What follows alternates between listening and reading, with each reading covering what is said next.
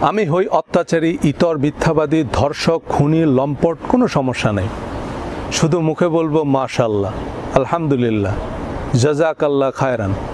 আর বিশ্বাস করব মস্ত বড় মুফতি শায়খুল হাদিসরা যা বলে তাই খোদার কালাম, এতেই হবে। চিন্তা বা বোধের চর্চা না করলেও চলবে। হন্তদন্ত হয়ে দৌড়ে গিয়ে হড়বড় করে মুখস্থ কিছু করার নাম সালাত নয়।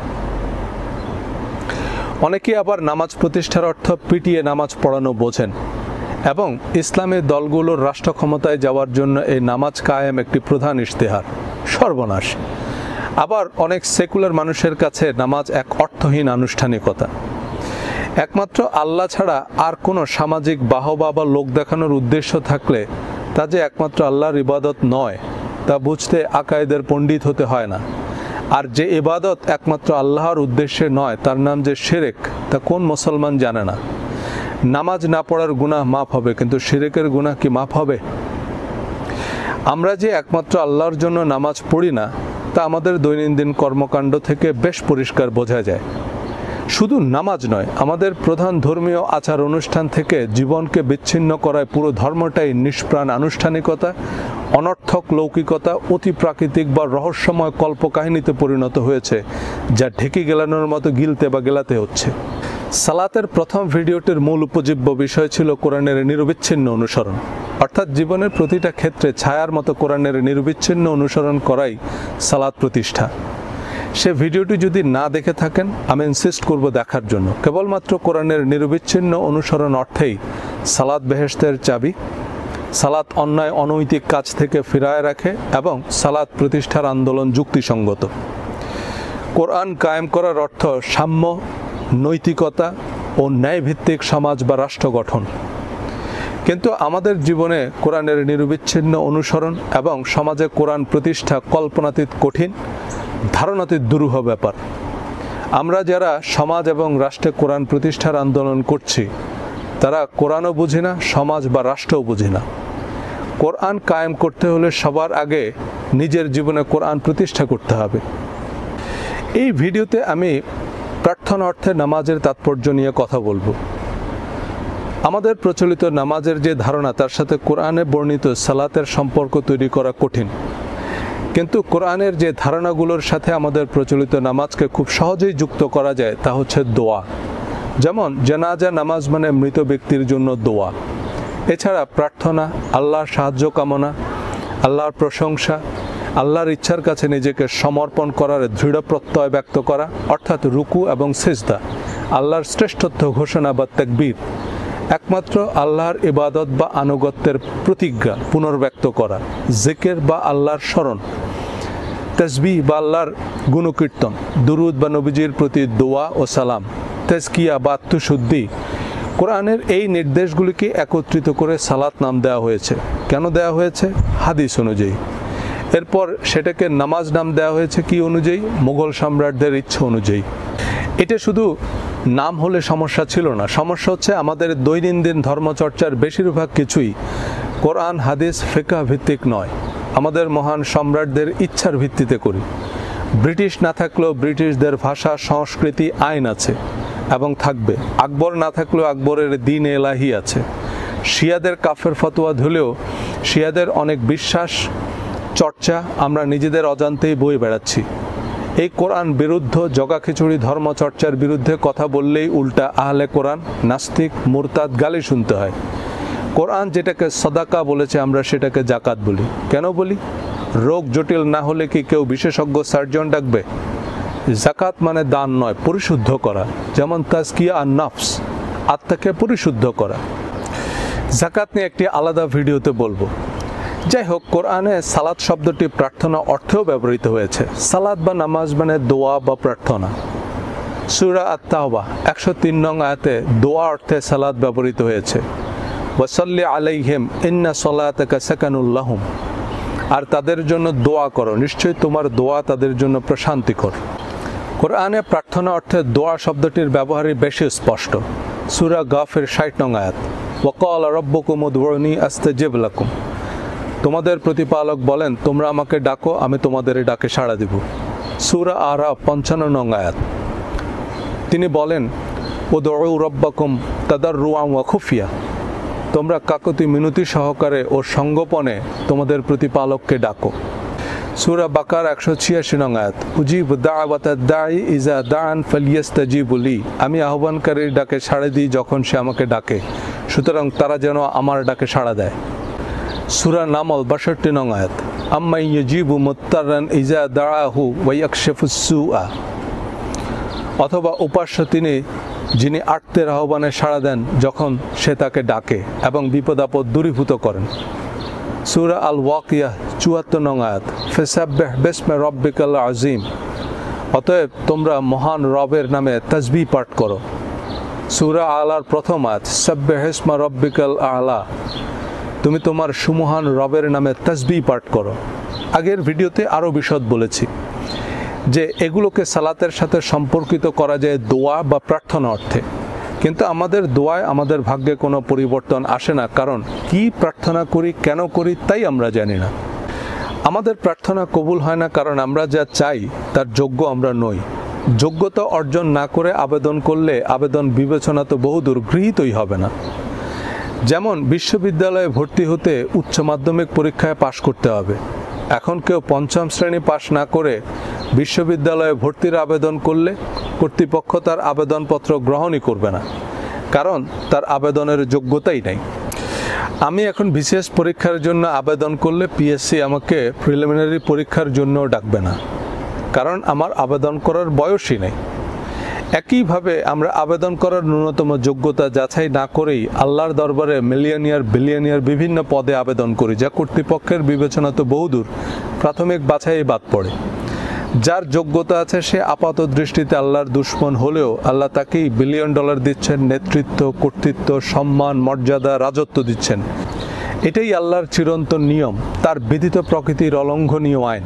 এই আইনের কোনো নড়চড় হবে না। সূরা রাদ 11 নম্বর আয়াত, আল্লাহ তাআলা বলেন, ইন্নাল্লাহা লা ইউগাইয়িরু মা বিকাওমিন হাত্তা ইউগাইয়িরু মা বিআনফুসিহিম, অর্থাৎ নিশ্চয়ই আল্লাহ কোনো সম্প্রদায়ের অবস্থা পরিবর্তন করেন না যতক্ষণ না তারা নিজেদের অবস্থা নিজেরা পরিবর্তন করে। যারা পরকালে বিশ্বাস করেন না তারাও দুনিয়ার জীবনে সফল হতে চান। আল্লাহর বিধিবিধানে বিশ্বাস না থাকলেও প্রকৃতির নিয়মে আস্থা আছে। আল্লাহর হুকুম ছাড়া গাছের একটি পাতাও ঝরে না, এটা অবৈজ্ঞানিক মনে করলেও প্রকৃতির নিয়মের বাইরে যে গাছের পাতাটা নড়বে না তা নিশ্চয়ই মানে। যে মিথ্যা বলে তাকে মানুষ বিশ্বাস করে না, যে মানুষকে কষ্ট দেয়, মানুষের সাথে রূঢ় আচরণ করে তাকে মানুষ পছন্দ করবে না। প্রতারণা, ভেজাল, নিম্নমানের পণ্য দিয়ে ব্যবসা করলে যে সে ব্যবসায় ব্যর্থ হবে, একজন ভালো মানুষ না হলে যে সে কোনো সমাজেই গ্রহণযোগ্য হবে না, এই চিরন্তন নিয়মগুলো নাস্তিক বা দুনিয়াবাদীরাও মানেন। প্রকৃতির এই অলঙ্ঘনীয় আইনকে আমরা আল্লাহর হুকুম বা বিধান বলে মানি। বিজ্ঞানীরা বিভিন্ন পর্যবেক্ষণ গবেষণা করে প্রকৃতির নতুন নতুন নিয়ম আবিষ্কার করছেন। ডায়রিয়ায় পানি ও লবণ শূন্যতার কারণে শরীর নিস্তেজ হয়ে মানুষ মারা যায়।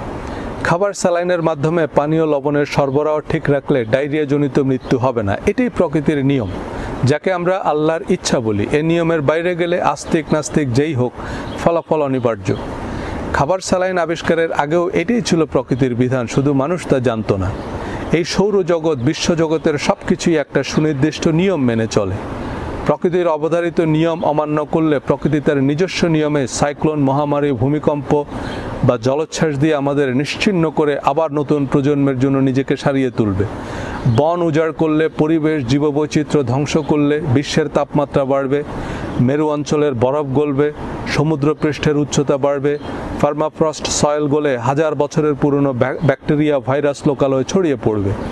তার মানে আমরা যাই ভোগ করছি তা প্রকৃতি প্রদত্ত আমাদের কৃতকর্মের প্রতিদান। মানুষের সাফল্য ব্যর্থতার সাথে সংশ্লিষ্ট প্রকৃতির আইন নিয়েও বিস্তর গবেষণা হয়েছে।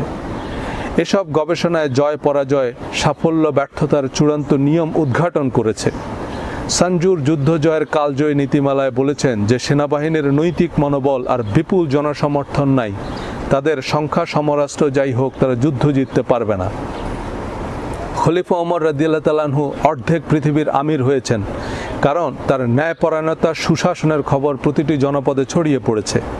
প্রতিটি জনপদ ইসলামের ন্যায়ভিত্তিক শাসন ব্যবস্থাকে অভ্যর্থনা জানানোর জন্য উদ্গ্রীব ছিল। আজ আমরা যারা খেলাফত প্রতিষ্ঠার আন্দোলন করছি তাদের মধ্যে খলিফা ওমর রাদিয়াল্লাহু তাআলা আনহু কে?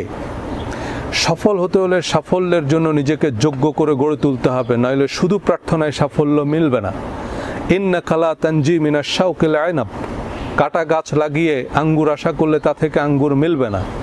নেতৃত্বের গুণাবলী না থাকলে পয়সা খরচ করে পদ কেনা যাবে, কিন্তু নেতা হওয়া যাবে না। এটাই প্রকৃতির বিধান, এটাই আল্লাহর ইচ্ছা। অর্থাৎ যেটাকে বিজ্ঞানপন্থী বা প্রকৃতিবাদীরা প্রকৃতির নিয়ম বলছেন, আমরা সেটাকে আল্লাহর হুকুম বা বিধান বলি। আধুনিক মনোবিজ্ঞানের বেশ কিছু ধারণা, যেমন ল অফ অ্যাট্রাকশন, সমর্থন করে যে প্রকৃতি মানুষের যৌক্তিক চাওয়া বা প্রার্থনার জবাব দেয়।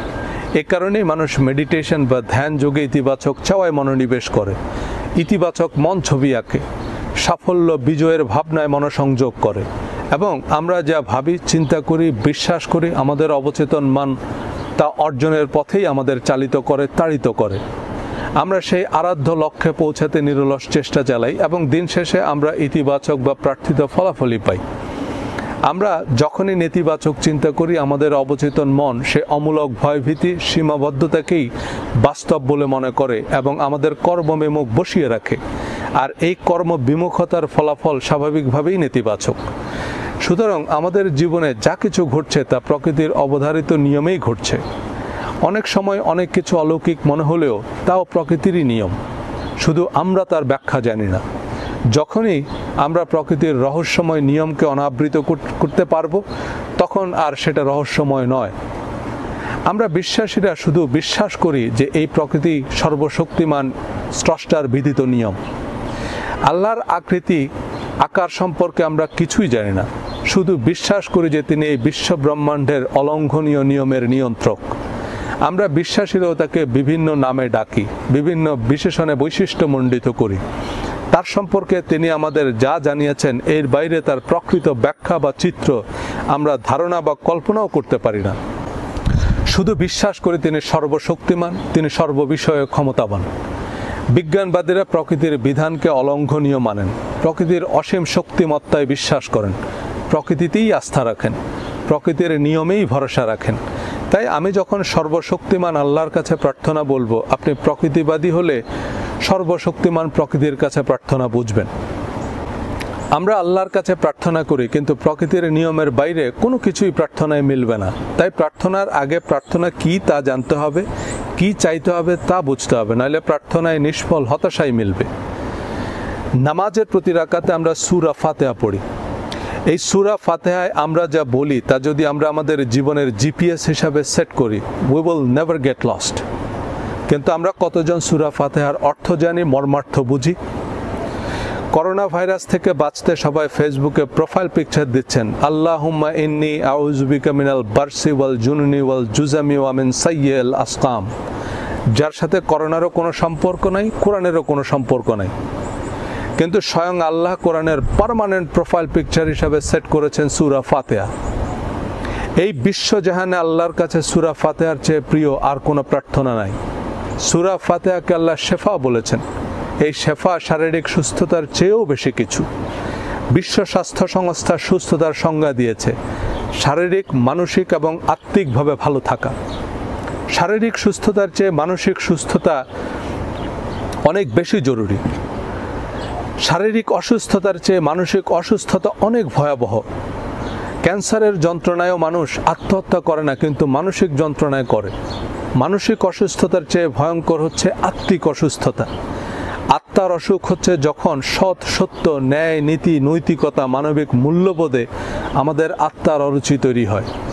মিথ্যার মুখোশ, মোসাহেবি, অন্যায়, অপকর্ম, লোভ, ঘৃণা, হিংসা হয় আমাদের আত্মার প্রতিদিনের খোরাক। যারা আধ্যাত্মিক সাধনার মূল্য বোঝেন তাদের কাছে এই আত্মার অসুখই সবচেয়ে বড় অসুখ। সূরা ফাতিহা সম্পর্কে আল্লাহ বলেছেন, আমি তোমাকে 60টি আয়াত দিয়েছি বারবার পাঠ করার জন্য। ফাতিহা ছাড়া কোনো সালাত নাই। এই হাদিসের ভিত্তিতে আমরা সালাতের প্রতি রাকাতে সূরা ফাতিহা পড়ি। কিন্তু সালাত অর্থ প্রার্থনা ধরলে এই হাদিসের অর্থ দাঁড়ায় ফাতিহা ছাড়া কোনো প্রার্থনা নাই। কিন্তু সূরা ফাতিহার চেয়ে আমাদের কাছে প্রিয় জুনুনি ওয়াল জুজামি। হাদিস কোরআনের ব্যাখ্যা, তো এই জুনুনি ওয়াল জুজামি কোন আয়াতের ব্যাখ্যা? এই সূরা ফাতিহা আল্লাহর কাছে আবেদনের ফর্ম বা ফরম্যাট। এই নির্দিষ্ট ফরম্যাটে আবেদন না করলে আবেদনপত্র বাতিল হবে। সূরা ফাতিহায় আমরা কি আবেদন করি, কিভাবে করি একটু খেয়াল করেন। বিসমিল্লাহির রহমানির রহিম, পরম করুণাময় অতি দয়ালু আল্লাহর নামে। একটা আবেদনপত্রের শুরুতে কি থাকে, যে আবেদনটা কার বরাবর করছে, যেমন বরাবর মাননীয় উপাচার্য, ঢাকা বিশ্ববিদ্যালয়। আমরা আল্লাহর নামে শুরু করছি, যিনি পরম করুণাময় এবং অতি দয়ালু। আমরা সব কিছুর আগে তার করুণা ও দয়ার দৃষ্টিকে আকর্ষণ করছি, কারণ আমরা এমন কিছু চাওয়া নিয়ে হাজির হয়েছে যা তার করুণা ছাড়া সম্ভব নয়, দয়া অনুগ্রহ ছাড়া কোনোভাবেই সম্পাদন করা যাবে না। আমরা তাই সর্বশক্তিমান আল্লাহর দয়া করুণা কামনা করি। প্রকৃতির নিয়ম বা স্রষ্টার সিস্টেমের আনুকূল্য চাই। এরপর কি বলছি? আলহামদুলিল্লাহি রব্বিল আলামিন, সমস্ত প্রশংসা আল্লাহর জন্য, যিনি সমস্ত বিশ্বের প্রতিপালক। আলহামদুলিল্লাহ, সমস্ত প্রশংসা আল্লাহর জন্য। আমাদের জীবনের যাবতীয় সমস্যার চিরন্তন সমাধান হচ্ছে আলহামদুলিল্লাহ, বা সকল প্রশংসা আল্লাহর জন্য। কোন আল্লাহ? যিনি সমস্ত জগতের বিধাতা। নাস্তিক বা সংশয়বাদীরা আপাতত এটুকু বোঝেন যে সমস্ত জগতের যে বিধান বা প্রকৃতি, তার প্রতি আপনি স্তুতি বা প্রশংসা জ্ঞাপন করছেন। এই প্রশংসাই হচ্ছে সকল সুখের চাবি। আপনি যেই অবস্থায় আছেন সেই অবস্থার জন্য আল্লাহকে বা আল্লাহর সিস্টেম বা প্রকৃতিকে সহৃদয় ধন্যবাদ জানান। দেখবেন জীবনের সকল সমস্যা হাওয়ায় মিলে গেছে। আমাদের যাবতীয় সমস্যা আমাদের মনোজগতে, দৃষ্টিভঙ্গিতে। আমরা ক্যারিয়ারের উত্থান পতনে হতাশ, আর্থিক ক্ষতি, অসুস্থতা, প্রিয়জন হারানোর ব্যথায় ভেঙে পড়ি। দিনভর কত ভয়, কত দুশ্চিন্তা, কত দুর্ভাবনা। কিন্তু একটা শিশুর দিকে খেয়াল করুন, সে কত নির্ভর, সে কত সুখী, কোনো কিছুতেই তার কোনো ভ্রুক্ষেপ নাই। এই সকল সুখের চিরন্তন মন্ত্র হচ্ছে counting blessings and staying in thankful mode. পৃথিবীতে আল্লাহ যাকে তার দূত হিসাবে প্রেরণ করেছেন, আল্লাহর সবচেয়ে প্রিয় বান্দা হযরত মুহাম্মদ সাল্লাল্লাহু আলাইহি সাল্লাম এর জীবন ছিল অবর্ণনীয় দুঃখ দুর্দশায় জর্জরিত। পিতামাতা, স্ত্রী, সন্তান হারিয়েছেন, নিজের জন্মভূমি ছাড়তে বাধ্য হয়েছেন, কত জুলুম, নির্যাতন, আক্রমণের শিকার হয়েছেন। তবুও তিনি পৃথিবীর ইতিহাসের সবচেয়ে প্রভাবশালী মানুষ, মহাত্মা, মহামানব। নবীজি সাল্লাল্লাহু আলাইহি সাল্লাম যে বিশেষ কারণে অবিশ্বাসীদের কাছেও বৈশিষ্ট্যমণ্ডিত, তা হচ্ছে জীবনের অর্জন, বিসর্জন, প্রাপ্তি, অপ্রাপ্তি, জয় পরাজয়, ত্যাগ, তিতিক্ষা, আনন্দ, বিরহ, জাগতিক বস্তুগত কোনো কিছুই তাকে স্পর্শ করত না। আনন্দে আত্মহারাও হতেন না, বিপদে বিচলিতও হতেন না। দুনিয়াতে যে কোনো অঙ্গনে যত সফল মানুষ আছে, তাদের মধ্যে গুণটি তাদের সাফল্যের সমানুপাতিক হারে উপস্থিত। তাদের আবেগের উপর তাদের নিয়ন্ত্রণ আছে। তারা দুর্গম রণক্ষেত্রে, কঠিন ব্যবসায়িক বাস্তবতায় ধৈর্য হারায় না, আকস্মিক দুর্ভোগে বিচলিত হয় না, অনাকাঙ্ক্ষিত দুর্ভোগে অধৈর্য হয় না। এই অল ইজ ওয়েল অ্যাটিটিউডই আপনাকে অজেয়, অপ্রতিরোধ্য করে তুলবে। এই অল ইজ ওয়েল অ্যাটিটিউডের ইস্পাত কঠিন ভিত্তি হচ্ছে আলহামদুলিল্লাহ। যারা সন্তুষ্ট, কৃতজ্ঞ, আল্লাহ তাদের আরও কৃতজ্ঞ হওয়ার উপকরণ দেন। Gratitude is the sign of noble souls. Surah Baqarah 152 নং আয়াতে আল্লাহ বলেছেন, ফাজকুরুনি ইয়াজকুরুকুম ওয়াশকুরু লি ওয়ালা তাকফুরুন। তোমরা আমাকে স্মরণ করো, আমিও তোমাদের স্মরণ করব। তোমরা আমার প্রতি কৃতজ্ঞ হও আর কৃতজ্ঞ হয়েও না। সূরা ইব্রাহিম 7 নং আয়াত, তিনি আরও বলেন, লা ইন শাকারতুম লা আযীদান্নাকুম ওয়া লা ইন কাফারতুম ইন্না আযাবি লাশাদীদ। তোমরা কৃতজ্ঞ হলে আমি তোমাদেরকে অবশ্যই অধিক দান করব, আর অকৃতজ্ঞ হলে অবশ্যই আমার শাস্তি হবে কঠোর। এই দুটি আয়াতে শুকরিয়া বা কৃতজ্ঞতার বিপরীত অর্থে ব্যবহৃত হয়েছে কুফরি, অর্থাৎ কাফের মানে যারা আল্লাহর অনুগ্রহ বা প্রকৃতির অনুদানকে অস্বীকার করে, এবং শুকরিয়া জ্ঞাপন না করা মানে disobeying commandment, denying the system, such as mistreating the orphan, not feeding the poor, creating anarchy, abusing people, telling lie, disrespecting natural law, etc. নামাজের আগের ভিডিওতে আরও বলেছি, যেমন আমরা রাষ্ট্রকে ট্যাক্স দিচ্ছি, রাষ্ট্রের আইন মেনে চলছি, জাতীয় সঙ্গীত, জাতীয় পতাকা, রাষ্ট্রীয় প্রতীককে সম্মান করছি। এটা প্রকারান্তরে রাষ্ট্রকে ধন্যবাদ বলা। যে রাষ্ট্র আমাদেরকে নির্ভর জীবন দিচ্ছে, অন্ন, বস্ত্র, বাসস্থান, শিক্ষা, চিকিৎসা, সুরক্ষা, এসব রাষ্ট্রীয় ব্যবস্থাপনায় না থাকলে আজকের এই নাগরিক জীবন কি কল্পনা করা সম্ভব ছিল? এখন রাষ্ট্রের সব যোগাযোগ, নিরাপত্তা, সুবিধা কাজে লাগিয়ে ব্যবসা করে, চাকরি করে উপার্জন করছে, কিন্তু ট্যাক্স দিতে অস্বীকার করলে বা রাষ্ট্রের আইন মানতে অস্বীকার করলে জেলে যেতে হবে, কারণ রাষ্ট্রের চোখে সে রাষ্ট্রদ্রোহী বা কাফের। যারা রাষ্ট্রের প্রয়োজনে বিশেষ ভূমিকা বা অবদান রাখে, রাষ্ট্র তাদের পুরস্কৃত করে, সম্মানিত করে। প্রকৃতির আইনও তাই। আমাদের যা আছে তার জন্য সন্তোষ প্রকাশ করলে, দান, অনুদান এবং সিস্টেমের আনুগত্য করলে আল্লাহ আমাদের আরও বাড়িয়ে দেন। নাই নাই করলে সারা জীবন হতাশায় কাটবে। অপ্রা উইনফ্রে যেমনটা বলেছেন, be thankful for what you have, you will end up having more. If you concentrate on what you don't have, you'll never ever have enough. কারণ যারা সন্তুষ্ট তারা প্রশান্ত, আত্মপ্রত্যয়ী, আত্মবিশ্বাসী, দৃঢ় প্রতিজ্ঞ। তারা আরও নতুন নতুন লক্ষ্য অর্জনের সচেষ্ট, কারণ তারা আশাবাদী। সুতরাং সকল কিছুর জন্য বলুন আলহামদুলিল্লাহ। এরপর কি বলছি? আর রহমানির রহিম, পরম করুণাময়, অতি দয়ালু। আবারও তার দয়া, করুণার কথা বলছি, কারণ তার দয়া, করুণা ছাড়া কোনো কিছুই সম্ভব নয়। প্রকৃতির অনুগ্রহ ছাড়া কিছুই সম্ভব ছিল না, কিছুই সম্ভব হবে না। 3 মিনিট আমাদের হার্ট কাজ না করলে আমরা মৃত। এই পৃথিবীটা 1 সেকেন্ডের জন্য স্থির থাকলে আমরা সবাই ছিটকে গিয়ে মঙ্গল গ্রহে পড়ব। আমাদের পৃথিবীর মতো একটি গ্রহ না থাকলে এই গ্যালাক্সির কিছুই যায় আসে না। আটলান্টিকের কাছে একটা ঝিনুক যেমন, আমাদের গ্যালাক্সির কাছে এই পৃথিবীটা তার চেয়েও ক্ষুদ্র। এমন 2 বিলিয়ন গ্যালাক্সি নিয়ে আমাদের ইউনিভার্স, এমন অসংখ্য ইউনিভার্স আছে আমাদের বিশ্ব ব্রহ্মাণ্ডে।